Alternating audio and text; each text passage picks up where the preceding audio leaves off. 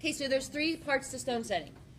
I'm going to show you the first 2 parts, and then the final part where you actually set the stone where it's stuck in there permanently. I'm going to show you later in the week, because that should be the last step that you do for this project. All right, so first step is getting a piece of bezel wire. It's already pre-cut. It's up at my desk. It's just a thin wire strip, and you use that to go around your stone.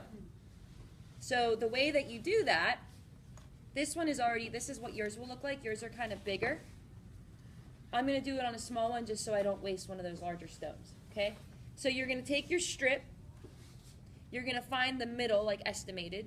And do you see how there's a long side and a short side because it's an oval? I want you to start on the longer sides and end on the longer sides. I'll show you what I mean in just a second. So I'm going to bend this around. It's kind of hard to see, but I'm pressing the wire against the stone the entire time. I'll show you guys in a second. So I got that so far. All right. I'm going to cut it down just a little bit. These strips are cut for those bigger pieces of metal, or those bigger stones. And then you can see better what I do. So as I push this, now I'm going to come around this side, and I'm pushing it from all directions. And now I have it overlapped. See that? All right. Now, in order to cut it straight and even and as accurate as I can, what I do is I tend to push it around. Hurt your fingers just a little bit sometimes. And I use a scribe to just scribe a line across the top of both pieces of that bezel wire. So I'm going to go like that. Does that make sense?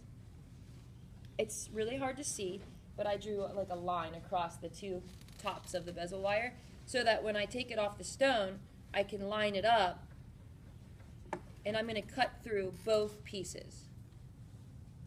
Why wouldn't you saw it? It's a really good question, because I tell you guys to saw everything. Because it's so small and flimsy that this works pretty good. You couldn't do that for the ring because it was too wide, right? This is so thin too, the material. And so when I cut through both pieces at the same time, when I open this up, they puzzle together exactly. Even if they're at an angle or something, they're going to match up exactly the way because they were cut at the same time. So before I solder this, I'm going to make sure that I measured it well. So I could actually get rid of just a little tiny bit more because it overlapped just a little tiny bit. So I'm just going to take off. Now you could just file it, or you can sand it, or you could cut it. I'm just going to sand it just a little bit because it's a tiny bit. Okay. Tiny bit. And then the next step is we're going to solder it. Does anybody remember what kind of solder seam it is? Very good.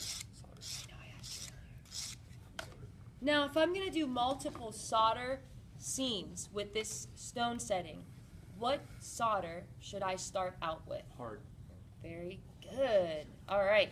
So I'm going to make a butt joint. So I'm going to go like this with my bezel setting wire, so it locks in place, just like the ring puller. So you can stop it.